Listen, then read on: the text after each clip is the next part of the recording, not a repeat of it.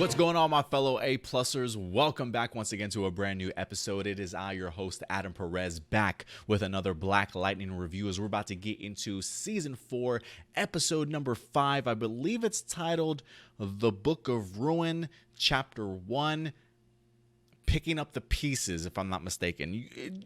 Double check it though. If I am incorrect, please go ahead and correct me in the comment section box down below, ladies and gentlemen. But guess what? Black Lightning's back as we got ourselves a brand new episode this week. And for me, probably one of my favorite episodes of the season. It's pretty close so far. I think episode 3 was probably it.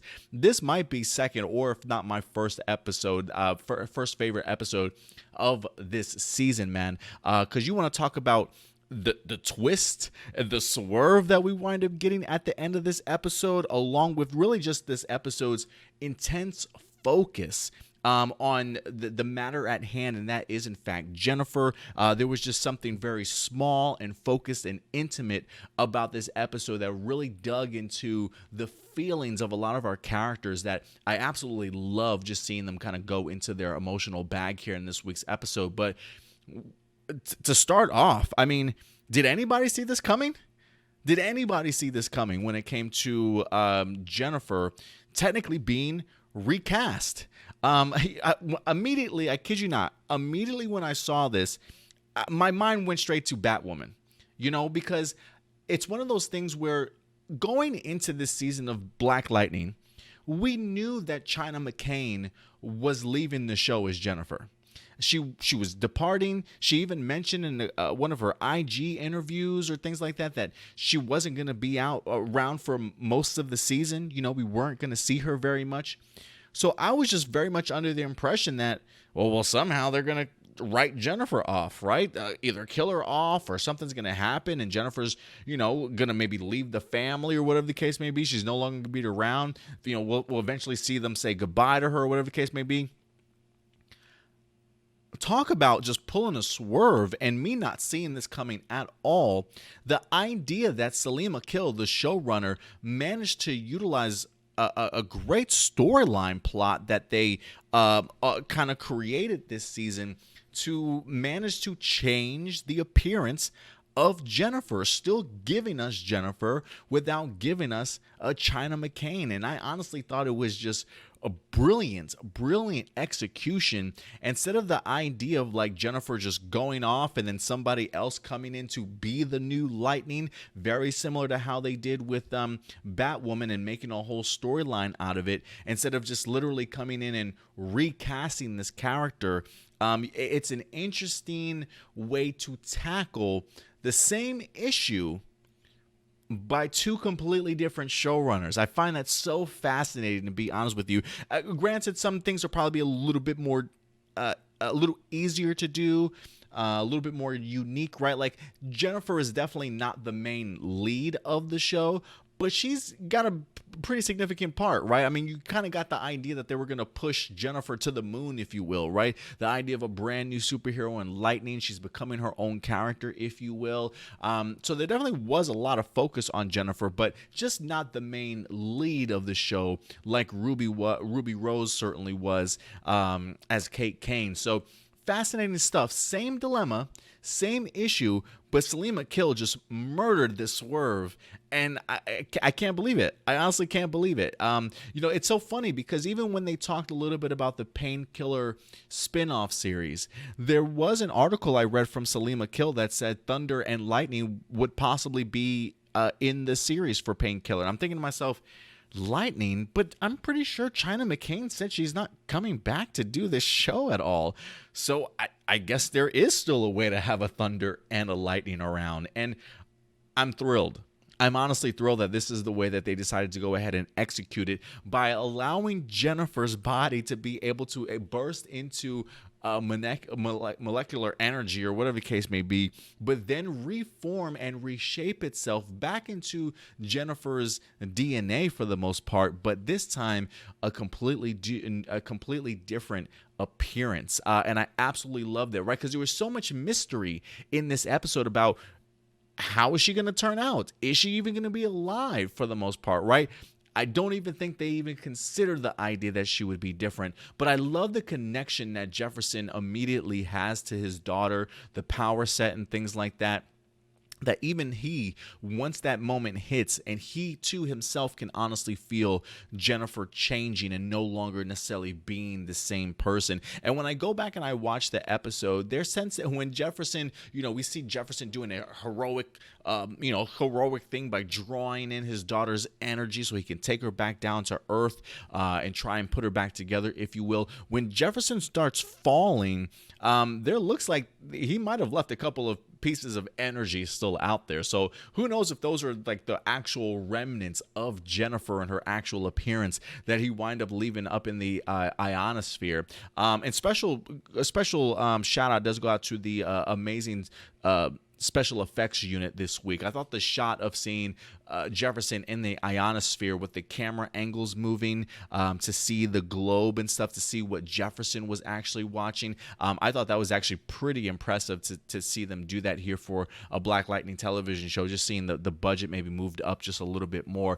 But I did love that shot, along with the great musical score that was attached to the episode here this week also. But Salim Akil, talk about swerving me, man. Here, I absolutely love the stuff that we wind up getting here for Jennifer and the brand new appearance, and I'm eager to kind of see what this actress is going to bring to the table. I'm not familiar with her at all, so I will be looking forward to seeing how Jennifer in this new body, if you will, how things will be affected when it comes to the remainder of the family. And just going back to one of the reasons why I love this episode specifically, about just its intimacy and its focus that it wind up having in regards to the fear of losing Jennifer. I love the fact that it does get the opportunity to highlight TC, who I thought was brilliant in this episode this week, really getting to see his guilt of not stopping Jennifer, right? Really putting a lot of that on his own personal shoulders. And I love the conversation that Gamby has with him to try and ease some of that. It's not going to go away overnight, but considering the fact that we've seen TC all season long trying to be the good friend to Jennifer and warn her about the dangers up there and try and stop her. I mean, homeboy did everything that he absolutely could, but Jennifer is just like her father, right? Strong-willed, stubborn, and is going to do his own thing. And that's exactly what Jennifer did, and it wound up costing her yet again, unfortunately, when it comes to this season. But I will be fascinated to see, will Jennifer even recognize herself, or if she'll just think this is how I've always been. You know what I mean? Like, I wonder if Jennifer will realize that she no longer looks like Jennifer, but she clearly knows that she's Jennifer and has her memories and knows who these people are and things like that. So I did find that interesting. But yeah, TC I thought was brilliant here in this week. And also I really love the performance from Cress Williams as Jefferson Pierce, as he's talking about the fear of losing Jennifer. And I love the comparison that he made here about, telling Gamby his one story about how he almost lost Jennifer while he was shopping or something like that, or when he was outside. Yeah, I think he was at a bookstore or something like that. It immediately connected with me because I actually have a story like that similar, or at least my mom certainly does. I remember when I was younger and we were living in New Jersey. My brother was relatively young. I can't remember if he was walking by that time or not. He might have been able to walk just a little bit. But I remember we went clothes shopping. I can't remember if it was for myself or my mom, but I remember when we went shopping, we were getting ready to check out, and my mom turns around and my brother is just gone. We have no idea where he's at. We started panicking, could not find this kid for like minutes on end, which felt like freaking forever, And even though I don't technically have a kid, I do remember just the fear that struck my mom that day when we had the hardest time trying to find my brother. We eventually did discover him.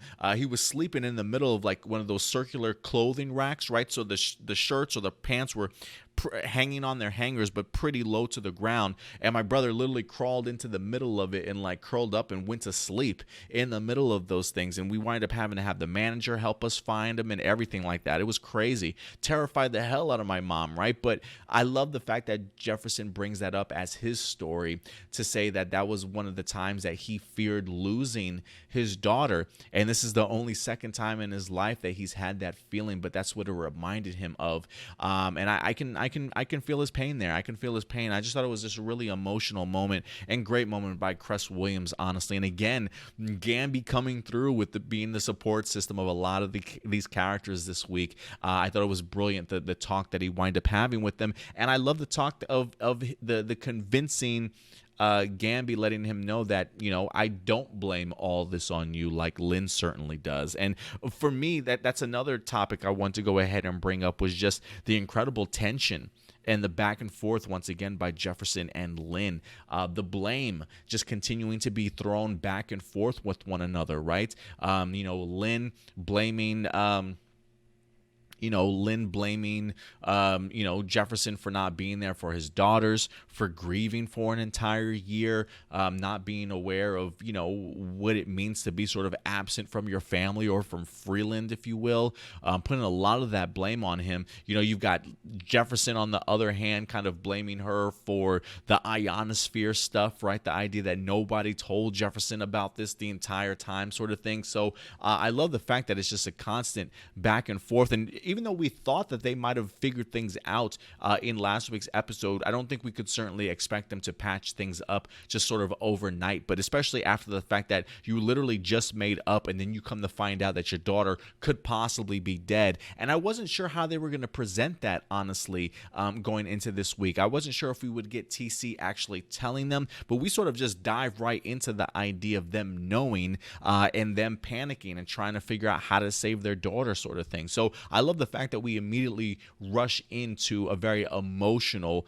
state for all of our characters in here. And again, just the intense focus that this episode had on really just the survival of Jennifer and really everybody's worry in regards to her. So I thought it was absolutely brilliant, but I love the fact that Gamby, even though Lynn blames everything on Jefferson, Gamby certainly doesn't. And I'm personally right there with him. I honestly think both of these characters are certainly to blame, to be honest with you. Maybe you guys might think that somebody has more blame than the other, but make no mistake, they all have contributed, to certainly say the least. Like when it comes to Lynn, while I don't necessarily think she's taking her green light per se, I do look at the usage of metahuman abilities sort of as an extension to that addiction of hers. Like I don't know if she's completely considered herself sober even when she talks to the psychologist. I almost wonder if she hasn't fully admitted the truth to herself yet. And I always kind of look at those metahuman abilities as just an extension of some form of addiction, if you will. So I thought that was pretty interesting. But her struggling with that certainly had a lot to do with where their family certainly is to this day, right? One of the reasons why Jefferson has been pushed away from his family, because he feels like he can't trust his own wife any longer. But then on the other side of things, right, Jefferson still has some blame to deal with. I mean, look, grief affects everybody certainly differently. I do feel the idea of him experiencing grief for an entire year is a long time. That just tells me you are properly not handling your grief the way that you certainly should, right? So clearly there's a disconnect there with Jefferson, and he's let this grief kind of take him away from his entire family, when he should have been helping Jennifer kind of grow up and learn these abilities and learn how to become a hero, because he's very much just like her, you know what I mean? Very much reckless. So there is a lot of blame to certainly go around, but I love the fact that Gamby at least doesn't put all the onus on Jefferson and really does his part to just kind of remind him what Black Lightning does mean to this society and to Freeland in general. And honestly, it was so good. It was so good to see Jefferson back in his Black Lightning costume, and you can tell he even enjoyed it a little bit himself also. So I thought that was absolutely brilliant to kind of see Jefferson Pierce back in here. But yeah, this episode really hit me, man, from the blame back and forth between Jefferson and Lynn, even though they did make up towards the end of this episode. So maybe we are continuing on that same path. The guilt and the struggle that Jefferson and TC have to deal with, and just the incredible swerve that the showrunner Salim Akil does in giving us a brand new Jennifer. Certainly not what I was expecting at all in this week's episode. A couple quick honorable mentions. We do see here that in an attempt to try and bring Jennifer back to her old self, our crew needs a specific sort of tech that you can't really get anywhere, if you will, right? The one place you can get it, though, is Star Labs over in Central City. So when Jefferson's getting ready to go to Central City, talk about me being excited. I was like, Grant Gustin's about to pop up in here. Barry Allen, we're about to see the Flash, a little mini crossover. Yes, right? No. Scene ends. Boom. Next scene, Jefferson's back with exactly what he needed. I mean, talk about the struggles of having to run a show in Arrowverse. We couldn't even get Grant Gustin on the show. Granted, we do have, COVID, the pandemic, restrictions and stuff and things like that, I'm sure. But man, talk about a little bit of a missed opportunity in having the Flash and Jefferson actually reconnect. It's something I really have been dying to see, to be perfectly honest with you. But I think it kind of harkens back also to the idea of I guess maybe fan expectations sometimes, right? Because I have heard fans like, if they're all in the Arrowverse, why don't we see them cross over more? Why doesn't one of the heroes come into the other show to help them defeat their villains and things like that? And that's almost like what this situation is, right? Like, we couldn't get Grant Gustin to just drop this off or have a one scene of these two together talking about how this technology works or anything like that. Like, nope, not at all. So it was odd. I appreciate the reference, but it was still a little bit odd to me, to be perfectly honest with you. And then, of course, I gotta talk a little bit about Grace and Anissa here this week, because I'm almost so over this relationship, guys. I almost am. Because for me, this episode just continues to prove what I've been saying for the longest time. These two just do not work together. Like, it just does not mix very well. The idea that I feel like all these seasons that Grace and Anissa have been together or have been around has just been forcing us to accept a relationship between these two that just doesn't feel organic to me. The fact that Anissa comes home and completely just does not acknowledge Grace at all just continues to show me the disconnect that she has with. She's just bad at love. The disconnect that she has at understanding what true love is. And it doesn't surprise me, because Grace has not been on this show forever. These two characters have not spent enough quality time with one another to truly even know if they want to be together. And it just feels so rushed and thrown in my face, because it doesn't make any sense for me with Anissa to treat Grace the way that she does in here, right? Like, Anissa almost forgets that it feels as though she almost forgets that Grace knows who her family is and knows her past and her abilities, right? Like, Anissa, do you not remember that you guys fought the Markovians over in Freeland? That you guys both faced off against Gravedigger together? That you guys literally just went on patrol last week's episode together, right? So the disconnect of keeping Grace outside of the loop and not letting her know about what's going on with your family and Jennifer, I'm just thinking to myself, like, that makes no sense. It makes absolutely no sense, especially for the fact that this woman wakes up from a coma. The same day she wakes up from a coma, you want to go ahead and present her with a ring and try and get married. And then you don't even tell your parents. And then on top of that, you don't even let her move in fully. And then on top of that, you don't think that you can come to her with your feelings and talk about what's going on with you. Like, I don't get Anissa, and I honestly do not get this relationship. I like when they're on screen together sometimes.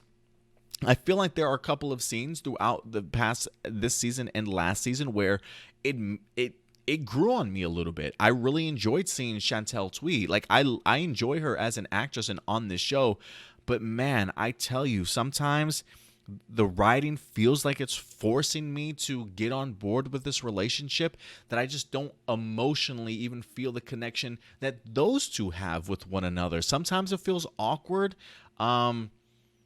Yeah, and I think it's a lot to do with just lack of chemistry between these two performers, not having enough time over the past several seasons to grow that chemistry, and yet I'm just supposed to believe this. it just doesn't work for me, man. It just doesn't work for me. And the way that Anissa treated Grace this week just shows to me why this does not work for me, because it's just going to be Anissa's just bad at love. She's never going to understand it, and it's just going to be awkward each and every time it happens. So I'm like, you know what? I think I'm checking out in regards to the Grace and Anissa stuff, to be perfectly honest with you. So we'll see what happens, though. We'll see what happens. And then last but not least, Chief Lopez has definitely gone to the dark side with Tobias. They're officially blaming the death of the mayor, which Tobias staged, for him to be shot with a police officer's gun or whatever the case may be, or a gang member from the 100, just so that they could go ahead and frame Lala and his gang for this.